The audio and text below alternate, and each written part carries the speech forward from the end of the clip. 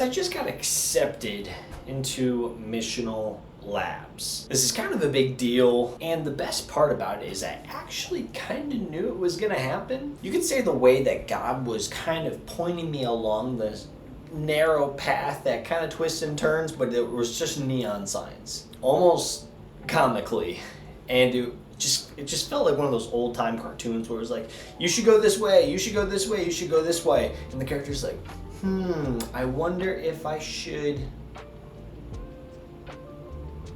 Yeah, I know, I'm gonna go this way. Which is the wrong way. And I'm very happy to tell you that that is not what I did. To catch you all up, I started making this app back in September of this year. Really, really cool, really long process. I'm not an app developer, but now I kind of am because I kind of figured it out. In the end, God and I, we really got it up and running. So the app is now live, got it, some beta testers going through it, kind of hitting a bit of a brick wall with it, and I just kind of was like, I don't really know what to do now. What do we do now? Smile. It didn't catch fire, if you know what I mean. You know when there's like a really, really good food. Oh, yeah. Somebody makes it and then they give it to you and you're like, oh wow, this is the best food I've ever had in my life.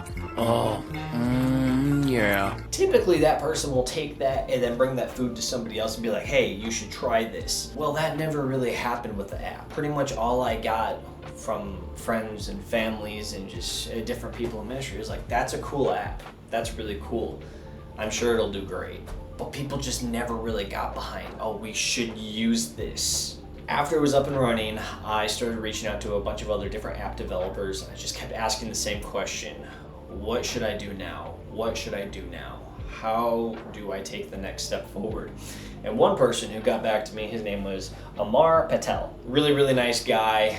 Got on a call with him for a little bit, and he was the founder of a software called Seedling. Really, really cool. You should go check it out. I'll put a link in the description below. The conversation was awesome, really encouraging. And one thing that he said right at the very, very end, he was like, dude, you should apply for missional labs.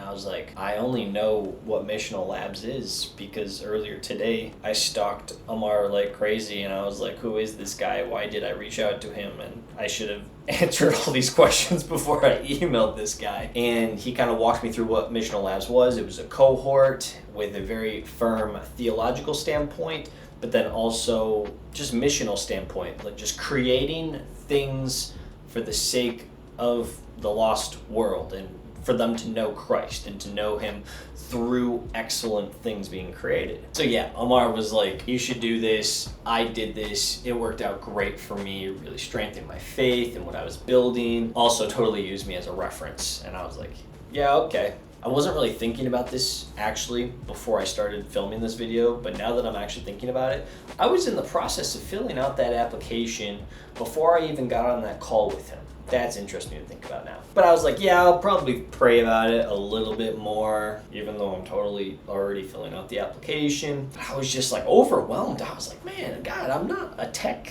founder guru. I just made an app.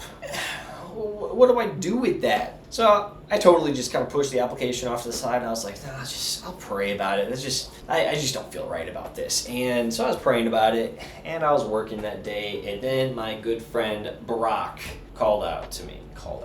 Who says that? He texted me. That's what he did. And me and Brock have a great relationship. We used to be neighbors. I used to walk over to his house and hang out with his family all the time. We had this thing called Supper Club. Nothing like Fight Club, in case you were wondering. Gentlemen, welcome to Fight Club. I recently moved away, and I haven't gotten to see him in a while. He was like, hey, do you want to come do some errands with me? And I was like, absolutely. So we go to Lowe's, and we find some stuff for his bathroom project that he's been working on. And we're standing there, looking at the building materials. He knows what he's looking at.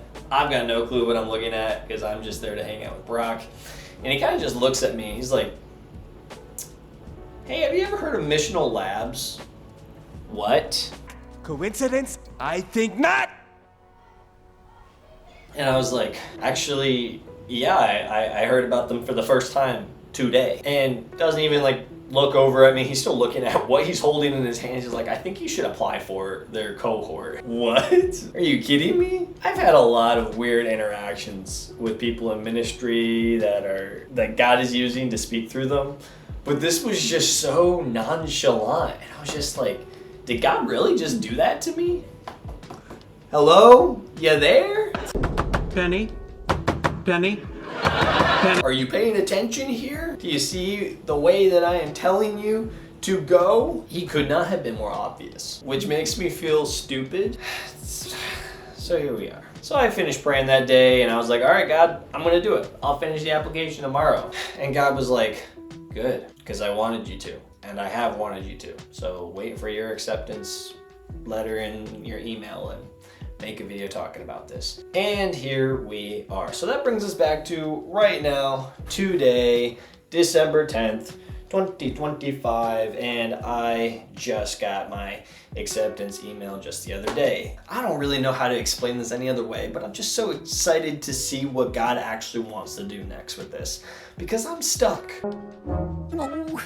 Oh, help and bother. I feel like I'm in a rut, especially with this app that seems way out of my league.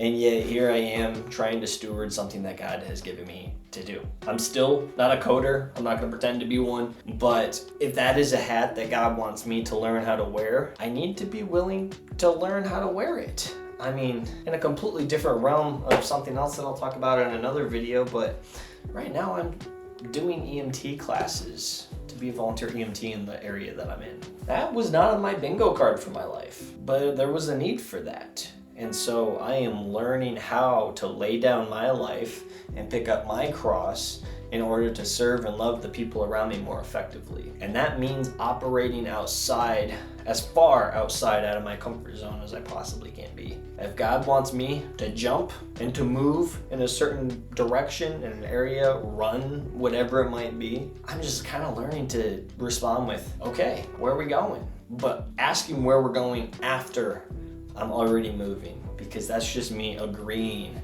and running with him and jumping with him, wherever the direction may be. Because he's a wild God. He's a radical God. The whole idea of the cultural Christianity is kind of far-fetched. I'm a firm believer that God wants to do infinitely more than we actually see on a day-to-day basis. So if we actually leaned into him and we were walking with him in such a way that puts those magnificent mountain moving moments on full display for his glory, I want to be there for that, and I think you should too. So I'll keep sharing the journey as it develops, and the story is just going to get wilder from here. That's what I'm anticipating. But my question for you is this: where's God poking you and prodding you and pointing for you to go? And maybe he has sent many people to tell you, hey, you should go and do this, and you're still not listening. What is that? Lean into that, because that might be the best thing that God has ever done for you up to this point, because he's full of surprises.